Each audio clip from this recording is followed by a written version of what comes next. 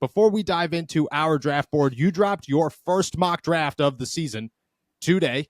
You have the Steelers sticking with a familiar face at pick number 20, Graham Barton out of Duke. And then they get a little interesting. Pick 2, Roman Wilson out of Michigan. And then you have him double dipping a couple of times here at 2 different positions. Mason Smith goes round 3, followed by Andrew Phillips, a personal favorite of mine. But they also double dip at corner with Al Blades Jr. out of Duke in the 6th round. And then Joseph Cephas, wide receiver out of UTSA in the 6th round as well. Talk us through your mock draft, what you were thinking here on all these picks. Yeah, so I started with Barton, and I mean, if you watch last week's episode, if you listen to last week's episode, I was a big proponent of trading down, trying to get some value, stockpile some picks. I tried to do that. I ran through the scenarios. I kept trying to find ways that I could trade back, with the Bills, with the Cowboys, even once with the Cardinals as well. You end up not getting a center. You don't end up getting one of those top guys, Barton or Zach Frazier in the first, or not Zach Frazier, Jackson Powers Johnson in the first round if you trade back.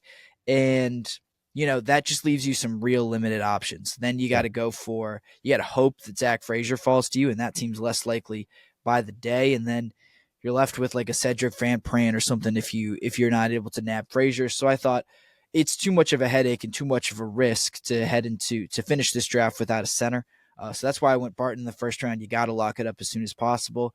I thought kind of along the same lines at wide receiver, and that's why Wilson was my second round pick. It's a little bit of a reach, I think, but I think a necessary one that the Steelers have to go with just because you need someone who I think can play for you right away. And I think Wilson, just because of his age, he's a really impressive athlete. He's got great speed. I think that'll all translate pretty quickly. So I think that he'll be able to make some plays and make some big plays for the Steelers right away. That's why he was round 2. And then Mason Smith, another reach in the 3rd round, but I thought someone that's too athletic and too talented and just too big at a position in need for them to really pass up.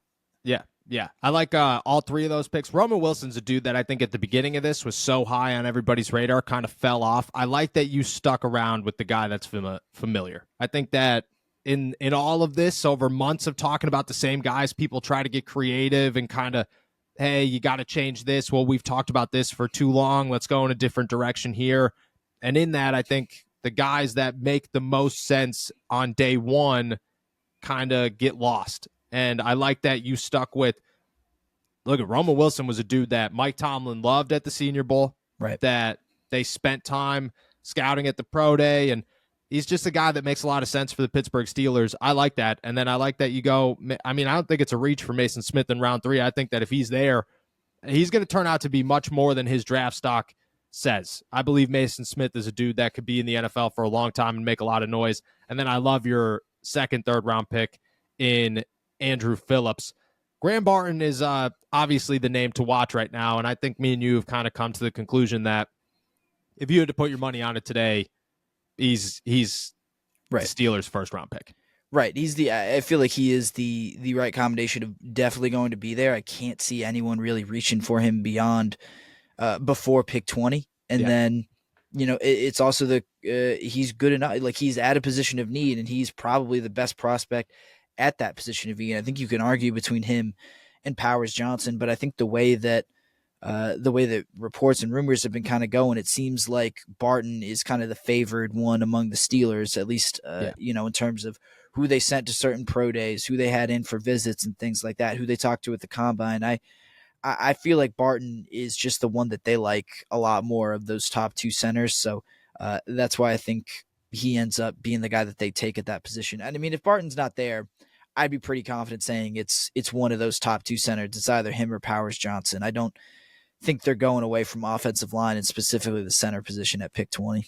Yeah, me neither. I think the only way that something changes that is if a guy falls, if they see a guy like Fayuga fall, or Troy Fatanu fall, or somebody like that. But if it's Mims, if it's Tyler Guyton, if it's, I don't know, the dude out of Arizona that's sitting there at 20, I could see a center. I mean, no questions asked, it's a center. Your boy Brian Thomas got some love today, as from the Athletics, Dan Brugler, saying that he might have a ceiling of pick number 20. And I was like, well, Steven might love to hear that. Yeah, I mean, I like Brian Thomas. I think he'd be a great pickup for the Steelers, but I just think you put yourself in too sticky of a situation if you go Yeah. receiver or, if a corner falls to you that you like. Like if you go with, I mean, let's be honest, those are luxury picks at this point. Like, you're Yes. not like, I think center is the most dire need that they have, and I'm looking through the as soon as I started to like trade back in those scenarios, I was like, well, shoot, now I got to pull up like free agent center Yeah. Yeah. options Yeah. right now, and those things are the free agent center market is pretty thin right now in terms of like both affordable and kind of starting quality options. So I just think you leave yourself not enough room to make all the other moves that you got to make if you don't go center in the first round.